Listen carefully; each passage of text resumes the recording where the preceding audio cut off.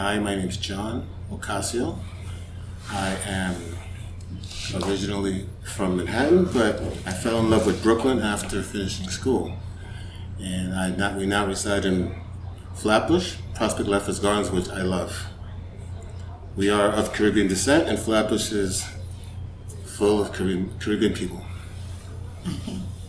Okay, well, I'm Tricia, and even though I was born in England, I'm pretty much consider myself being Guyanese. And we fell in love with Flatbush when we first came here. Not just only the people, the architecture, everything. It just felt like home, and it's just a really nice place to be, especially around Christmas time. Yeah, it's just a really lovely place to be. We've been here since our middle son was born, so that was about 15 years now. Yeah. Owning a bookstore has been like a lifelong dream of mine. I'm a speech pathologist, that's what I do professionally.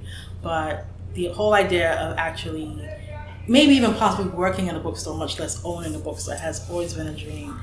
And it just so happened that we kept on, like, in our relationship, we always talked about it. And then it just so happened that it all just came together. I feel like it really is important in terms of building strong communities, for there to be spaces like this in the community where young children are growing up, and it being a place where they can pop in, get a sweet treat, and touch a book, open a book, read a book. And just also a space where intergenerationally people can just come together, speak about books and things that are happening in the community over a cup of coffee or a cup of tea. And it was just something that in our families we spoke about, dreamed about, and then somehow it actually unraveled in cups and books. Yeah. We've been here a year and a half. I consider that to be a short time. But in the short time that we've been here, we've been well embraced by the community. Everyone loves the idea of having a bookstore because, as many people know, bookstores are rare and hard to find in these communities. And so it's like a breath of fresh air. People just want to see something different and beneficial to the community.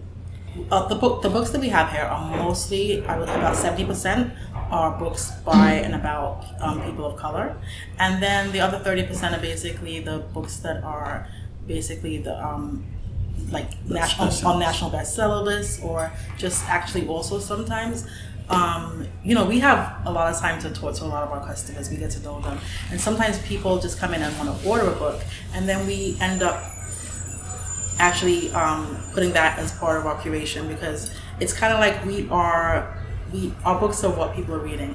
Our books are what the community is reading. Well, for one thing, we have through our children, we definitely have made a lot of relationships in the community, in terms of the people that you meet the people that we've met in preschool, and the community that's built around that. Also, if you are the kind of person who's outgoing enough to get to know your neighbors, well, I would say this neighborhood is definitely one of those neighborhoods to be a part of, because in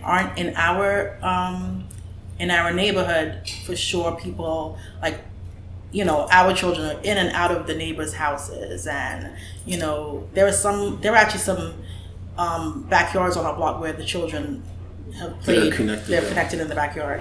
So we actually do, here's the thing, right? So there are, this community is, very diverse. There are people of Caribbean descent, there are people of African descent, people of African American descent, there are people of Caucasian descent coming together in this community. And the thing about it is, I would say that there are a lot of people in this community who actually really do go ahead and actually have dinner with their neighbors for real.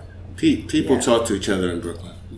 Which is something that does not happen in the city of Manhattan. I lived in Manhattan, and there's a huge difference between a place like Manhattan and Flatbush. People talk to each other in Flatbush. Just like all neighborhoods in Brooklyn, for sure, we're going through a gentrification process, right? And we like to say that Cups and Books is kind of like maybe a disruptor in that process. I mean, in terms of being a Black-owned business, right? We think that this is something that that continues to strengthen communities of color, and we just think this is a really positive thing. Well, there's been a population increase for sure, because the buildings that are being made are not small buildings. Yes, that's They're making very something. large buildings. So definitely the population has increased. Yes, and since we live right around the corner, another thing that's changed is trying to get a parking spot around here. There's been a lot of good change. You know, you have a lot of new retail stores that provide different types of services. It's not just your common everyday deli or hair store or something. You definitely have more. I think there's been a real increase in entrepreneurship in this community, for sure, right? I think the one thing that you see in Flatbush is you see less big box stores and more small entrepreneur experiences popping up. So that's for sure something that I would say is a big change, right? Just a lot of small businesses. Right. Yeah, like us. Definitely small business. Yeah. Well, first of all, living right here, around here in Flatbush, right? We're close to Prospect Park, and that's an amazing experience right there. Just being able to access the park, for sure. I mean, that became so special every day during during lockdown. We definitely, because we have 3 boys, and we definitely were able to get out there in the park. So that's the first thing I would say. Then also just in terms of the strong Caribbean community in Flatbush, there's just like this vibe. I mean, if you're here, like I said, first of all, for Christmas, there are many people I know who live in Manhattan, come here to do their Christmas Caribbean situation shopping, the stuff that we have to do to celebrate. And then also if you're here for, of course, Labor Day, right? So you'll just, like, you really get a taste of what Flatbush is about in terms of the strong Caribbean culture that is a part of this community.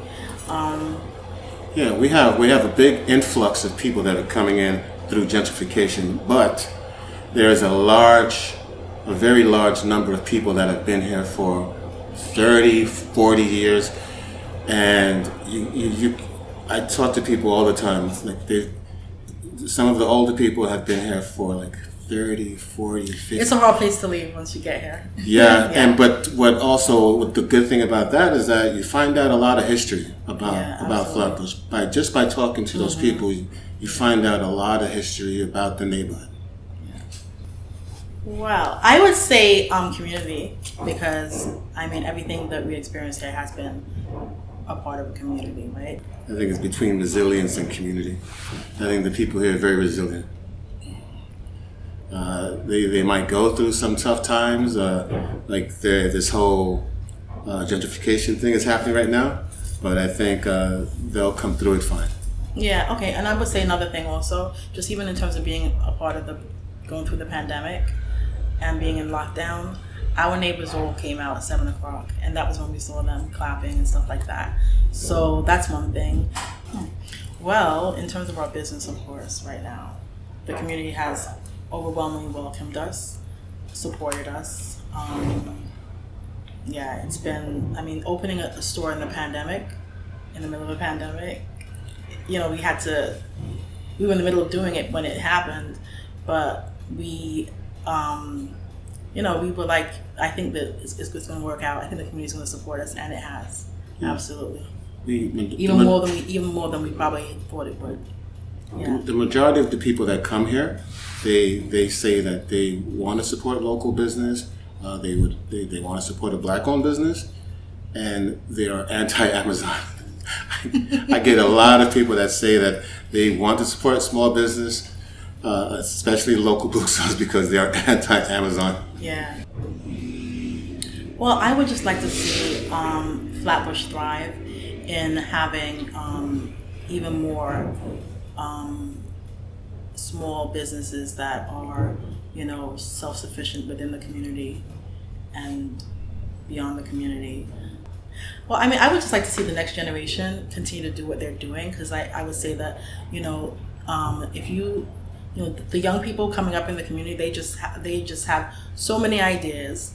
For example, there have been some young people who come inside here and given us free advice in our business. And if the older generations are willing to listen to young people, there's a lot to learn. Yeah. It would be good if the businesses and the services that open up were available to everyone, and I mean that in the sense that everyone should be able to access it, and not just people that have money. I think it should be programs and services that everyone can access, and not just a group from a certain economic strata. Yeah, absolutely. I would like to see more increase in services within our community, because as a matter of fact, there are so many different socioeconomic backgrounds within this small community, and I agree with that I would like to see an increase in services that serve everyone who's here. Not just the people who are coming in, but the people who have been here, right? Yeah. I would like to see decisions being made that serve the local community, the people who have been here the whole time. Something that I think that I've been able to experience has been quality early childhood education for our children. In pre-K, everyone, in education-wise, things look very similar, but by the time kids get to middle school, we see a real decrease in the services, in the level of programming that is available to you. People who can afford these programs in the community are able to, their children are able to thrive, whereas in a lot of cases, children whose parents are not able to access those programs for them, it's kind of like you see this widening gap. So I would love to see more programming geared towards middle grade students in our community, with an access point for everyone. I think the schools here have some sort of after-school programs, but I don't know if they're available to the community at large. It might just be for that student population, but I think some of the other youth in the community could benefit from recreational space in the after-school or early evening hours. There's an armory that was renovated up the street here recently, and one of the complaints that people had was that the charges for the swimming lessons were exorbitant. Like, they were charging a lot of money for the swimming lessons, so only certain people that have a certain, economic status can afford to send their children for those swimming lessons. Yeah, I would like to see that. I would like to see all children being able to learn how to swim in our community, because for sure, there are pools in the community, and our children have learned to swim in a local pool, but it's expensive. Yeah, I would love to see that. I would love to see programs like that, And that's something that we things that I don't think swimming should be affluent, right? I think it's something that could actually save your life.